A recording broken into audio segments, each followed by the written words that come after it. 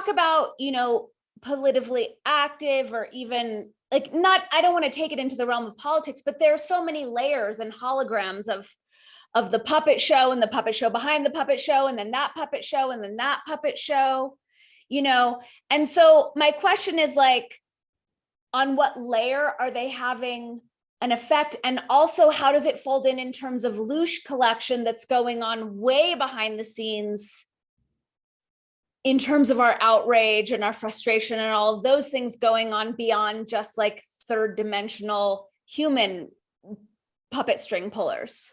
Mm-hmm. Yes, there are many agendas at play. Yeah.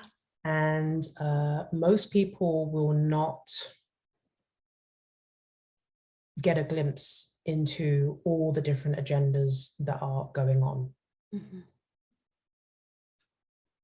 But I will say that just as much as there are dark forces, who are in very powerful positions, there are also many so-called light workers and light warriors and light bearers who are here at the same time doing their work as well. Mm-hmm. There's a lot of people, light workers, if you want to call them, who fly just under the radar. Mm-hmm. Let me say it again. There are a lot of light workers who fly just under the radar, mm-hmm. so that you don't notice what they're doing, but they are doing the work. And there are a lot of people who are doing the work to combat, to fight, to override, to minimize the damage that is constantly being churned out. Yeah. But that's all happening behind the scenes. A lot of people aren't loud about what they're doing, but if you know, you know. And if you're one of them, you know exactly what I'm saying. Mm-hmm. And so, and I love hearing that it soothes my little fighter heart.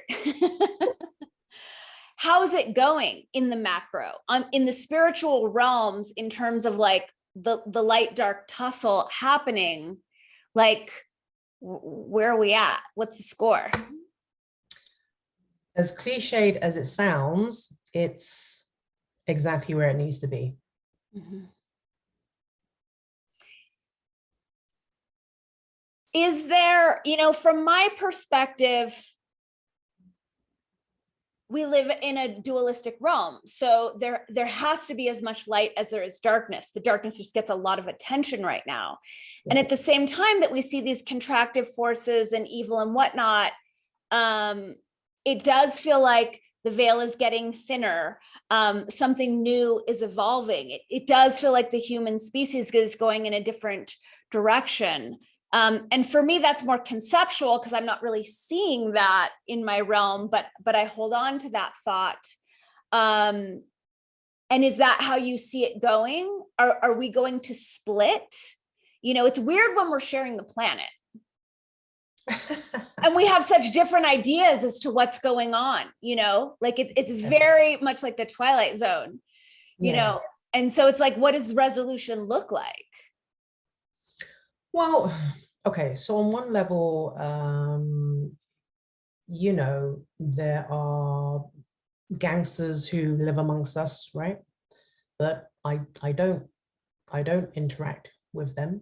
There are drug dealers who live amongst us. I don't interact with them. There are, bankers, right? Or whatever, Wall Street people. There are all kinds of different people in this world.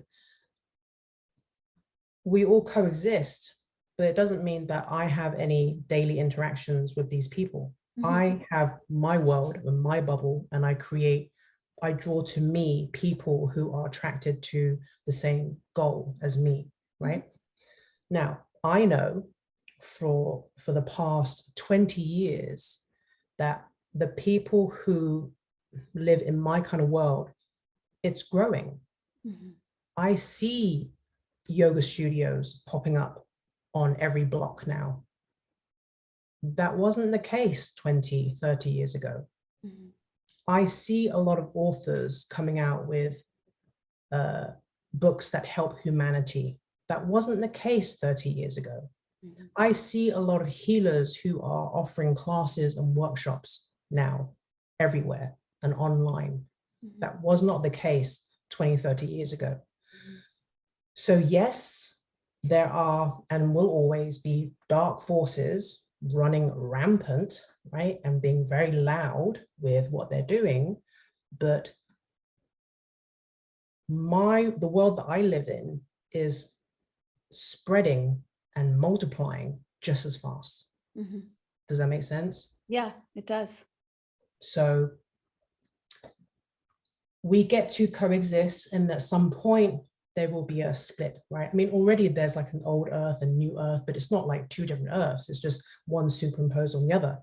And Right. it's just a choice. If you just keep choosing new earth, new earth, new earth, you're just going to naturally vibrate into the new earth. Mhm. And you're going to attract to you other people who are vibrating on the same frequency. Mhm. And it's just that simple. I love that.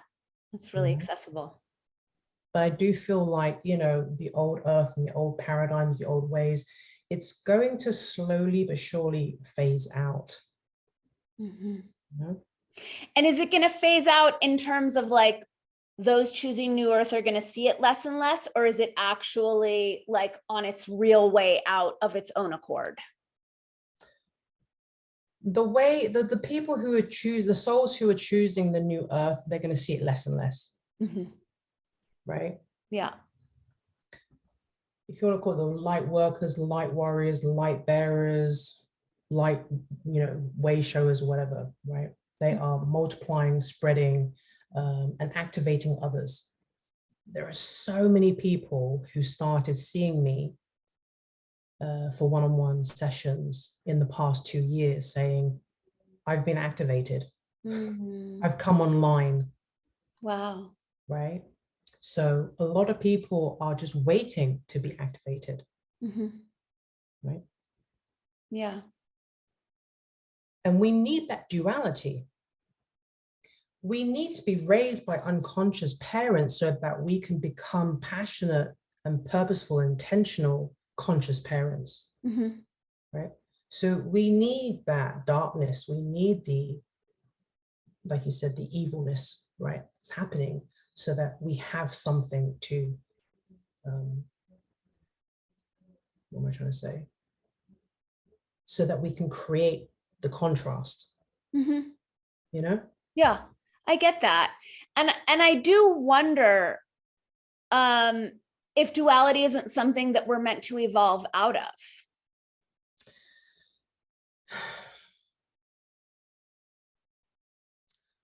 I feel like duality is going to exist on Earth for another maybe 7,000 years. Mhm. That's a chunk from this perspective. I'm sure it's a blink from another perspective. I get impatient. Yeah, and yet we signed up for it, right? We signed up for this time. We signed up for this moment. We signed up for these challenges.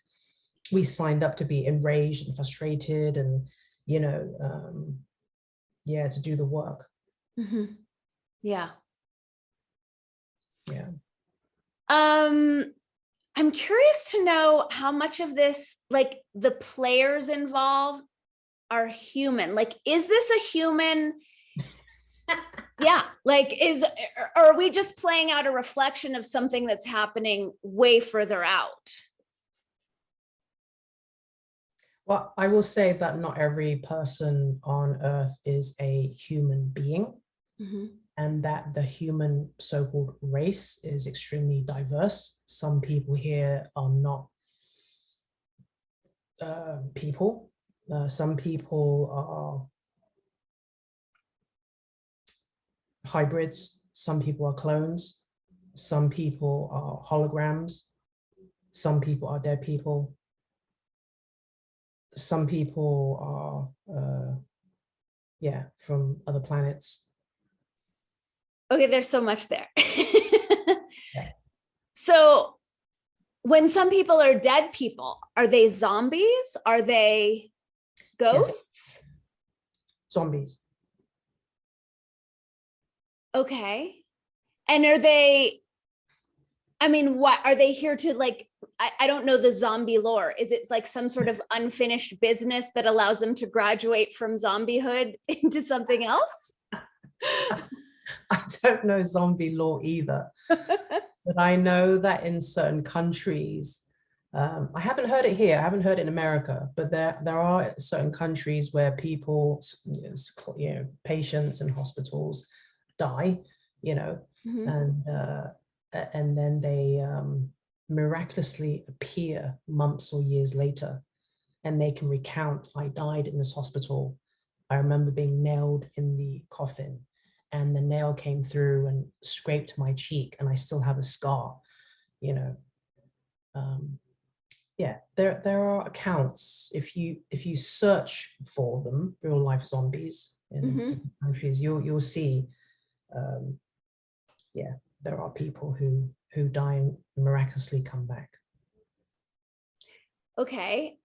And clones and holograms, like who's cloning? Who's projecting the hologram? Are they earthly based?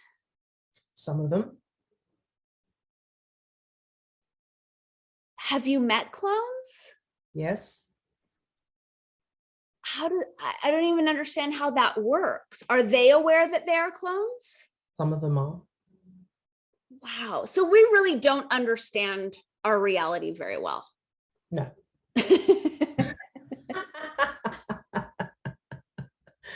But neither did I until I started doing this kind of work. Mhm. When I started doing this work and I started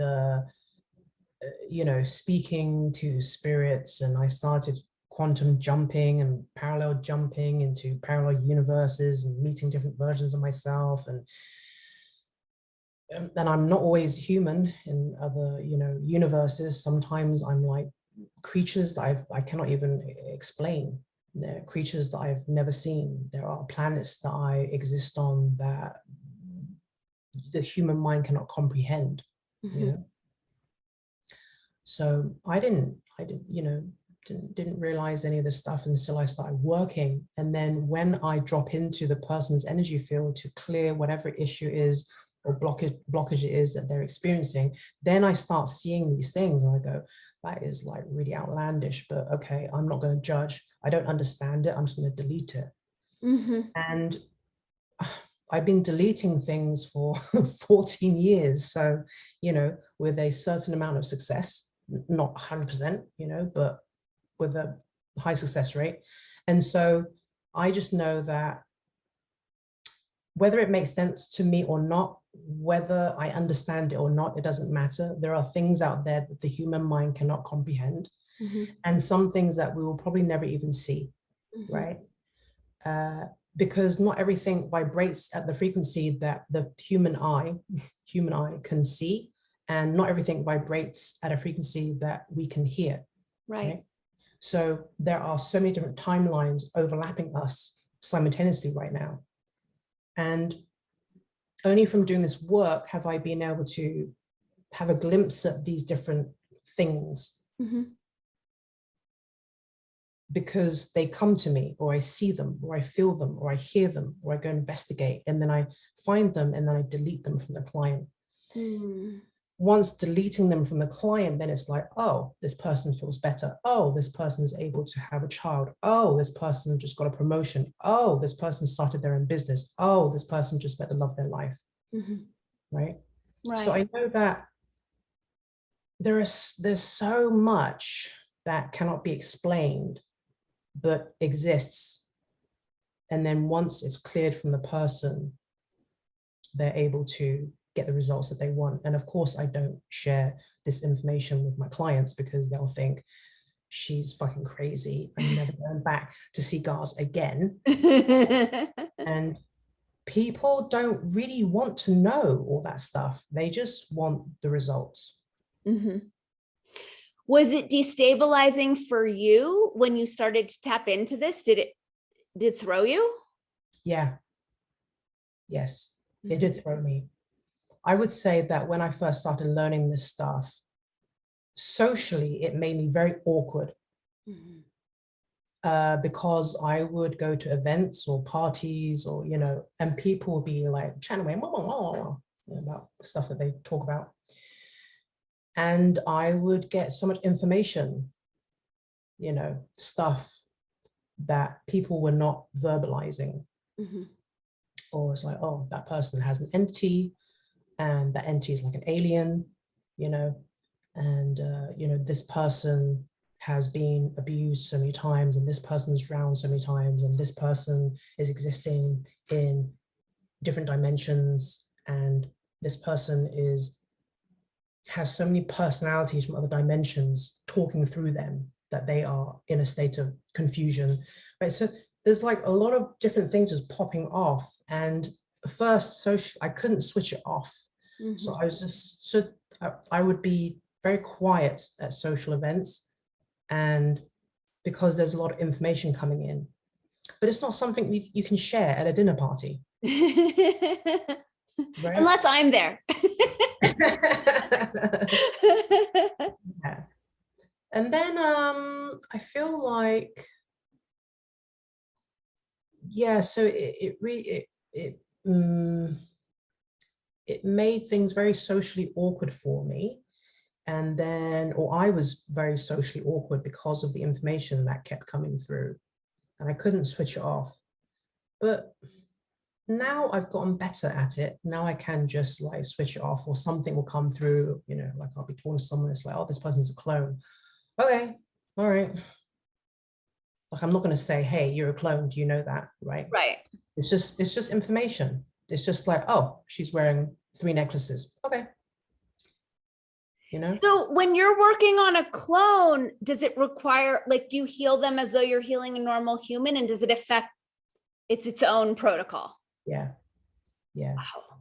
Yeah. I remember the first time I worked on someone who was not 100% human, and he was a friend of mine, and it's very important when you work on someone to be in a state of neutrality. You've got to be neutral about the person that you're working on, right? Because you're looking into their blind spots and other lifetimes and blah, blah, blah, blah. And I was working on this person, and they were not feeling any better. So I got off the phone and I called my mentor at the time. And this was over 10 years ago. And I said, he's not feeling any better. There's no shifts, like there's no release. Like, oh, I don't get it. What's going on? And he said to me, well, that's because he's not 100% human being. And I'm like, what? That's not in the manual. And he said, no, it's not in the manual. It's up to you to open up your mind, right? And get the information. So that really threw me. And I was like, oh my God, my friend is not 100% human. And then he said, calm down, some of us, he said 2 weeks ago, I wasn't 100% human. He said, you're not always 100% human, So there's parts of us that shapeshift. There's parts of us that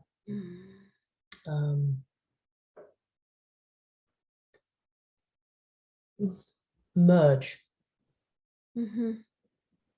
So I just had to be corrected to be able to work with all different types of beings, right? And then I was able to. But some beings, you cannot work on them because they do not resonate at all with energy healing. Yeah. And are those beings, are those holograms, are they from here? Are they human? Are they evil? Like, is there a through line to those that aren't available to be worked on? They're not always evil. They're not always evil. And they're not always from Earth. And they're not human. It's a whole variety of things. But yeah, not everyone responds to energy healing. And not everyone responds to me. Sometimes it's chemistry, and it's not about liking someone. It's not like, oh, I like you, I can work on you, or you like me, then I'll be able to work on you. Sometimes it's purely just there's a chemistry that is not working between the two people. And sometimes it's because that being is not receptive to energy healing because of their makeup. You know? Okay, so this is another one of those instances where I'm withholding the urge to grill you so hardcore on all of this. My last question, and then I'd love to hear, about your offerings and what you can offer the audience, is the more I understand, I've been a journalist for over 20 years. So I look into the programs, the ops, the this and the that, and I'm aware of how many inversions are running our world and things are upside down. And there's a part of me that always wonders, like, how would this world even operate without the inversions? Is that something that I'm going to get to experience in this lifetime? Would the laws of gravity and nature completely change? How much of this world is being held together by fictions, by illusions, by conscious deceptions? It's all held together by that. Then we've all bought into it. So from that perspective, we could make it as wonderful as we want to, correct? If enough beings had the same goal, yes. And is it one of those like a critical mass in terms of number, or a critical mass in terms of the power of our consciousness? How much mojo we hold, versus like 30% of everyone on the planet?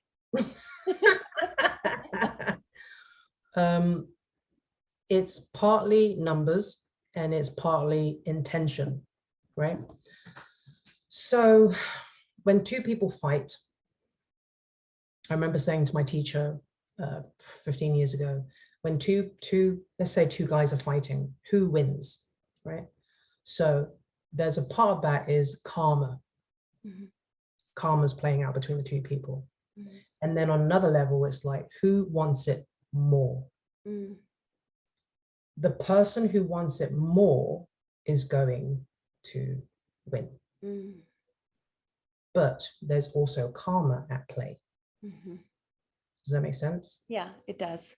So there are many different things at play. But I believe there is no coincidence that we've entered the age of Aquarius. There is no coincidence that everyone is, I just recently went on to TikTok,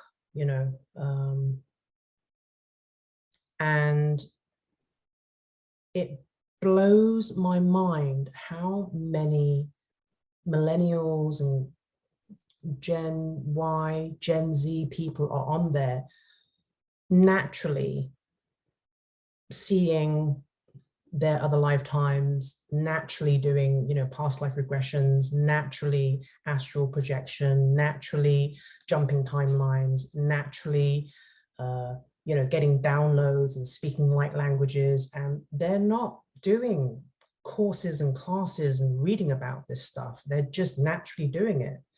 That's not a coincidence, Yeah.